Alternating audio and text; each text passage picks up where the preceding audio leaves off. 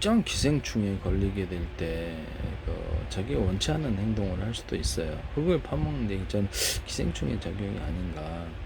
연가시가 이렇게 연가시의 곤충에 감염이 됐을 때 평상시에는 아무런 이렇게 작용이 없나라는 거죠.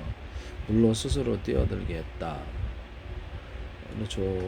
그다음에 개미가 특정 기생충에 감염되면 죽을 때까지 체면 걸린 애처럼 나뭇잎에 나무에 올라가 나뭇잎에 거릉도는 수백 번을 매달려 있다가 짐승에 서 새벽에 따먹으면 가느더라 번식한다.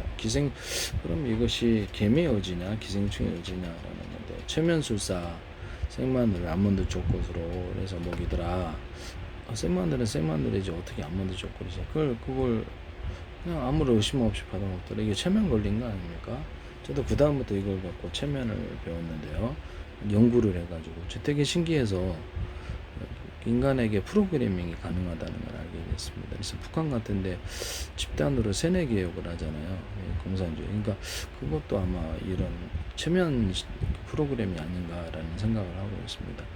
그래서 이런 부분을 말씀을 드리는데요.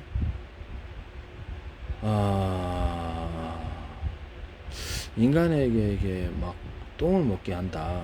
또 이렇게 뭐 이렇게 무슨 드라큘라처럼 피를 이렇게 갈구하게 이러고 이게 다 안에서 어떤 충동을 주는 거. 물론 가상적으로 영화에서는 그런 일이 있죠. 그래서 가상적으로 그런 것이 있다면 그 누가 주는 걸까요? 네네네. 악마가 주는 거죠. 그래서 악마가 어떤 생각을 떠올려서 그걸 하면 자신이 그 프로그래밍을 하는 것에 대해서 나를 나쁘게 만들려고 그러는 거 아니에요. 돈을 확 뿌리세요. 그 다음에 그것을 깨끗이라고 해요. 반대되는 작용을 자신의 모든 음식을 깨끗하게 해서 먹으세요. 저는 이제 그렇게 해서 먹고 있습니다. 이렇게 생각이 들어와서 이렇게 체면을 하는 과정이다라고 생각하는데요. 이게 말이 안 된다고 생각하시죠? 그래서 이렇게 성경에는 우리 마음속에 이상한 현상, 이상한 생각과 충동이 일어나는 것은 성적인 충동을 포함한 모든 충동, 악마의 작용이라고 나와 있어요.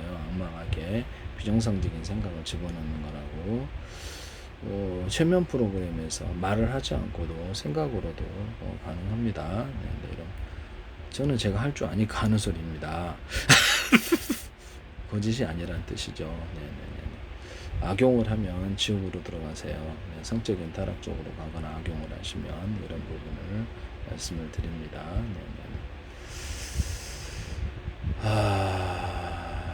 그래서 방어하실 때는 반드시 자신을 깨끗해 가지고 생각의 방향을 딱 틀어야 된다. 깨끗하게 하고 그래서 웃기다 무의식으로 딱 나 자신을 이제 그런 식으로 형성을 해주는 거예요. 자아를 웃기다 무의식을 7,000억 번 계속 반복하세요. 모든 사물을 볼 때. 또는 무의식 웃기다. 무의식이 앞서고 웃기다가 뒤로 가는 거예요. 그래서 무의식 웃고 그것이 나예요. 그래서 그건 약간 정신이 편안한 상태 이렇게 되겠습니다. 모든 사물을 볼 때 그것을 되풀이하고 그 숫자가 되풀이 되면 이쪽으로 자기 자신의 변경이 시작됩니다. 그래서 자아를 제가 보니까 제일 좋은 게 밝은 자아예요. 자기가 밝은 자아가 있으면 웬만하게 해서 비정상적인 어떤 충동에 시달리든지 성품이 극렬하게 이렇게 악해진다든지 이런 것을 벗어나는 것 같아요. 약간. 그래서 먼저 내 자신이 웃기다 무엇이고 이렇게 생각을 채우면 비정상적인 생각이 잘 들어오지 못하는 것을 내가 체험을 했는데 이건 이제 내 나름의 개인적인 연구라는 것을 말씀을 드립니다. 그래서 내 자신이 깨끗하다고 생각하고 웃기다 무엇을 먼저 채워버리면 다른 생각의 활동이 현저히 둔화된다라고 저는 이렇게 내 마음을 관찰하면서 이것을 연구를 했다라는 것을 말씀을 드립니다. 아무 생각이 없이 있을 때 생각을 집어넣기가 참 좋죠. 네네네.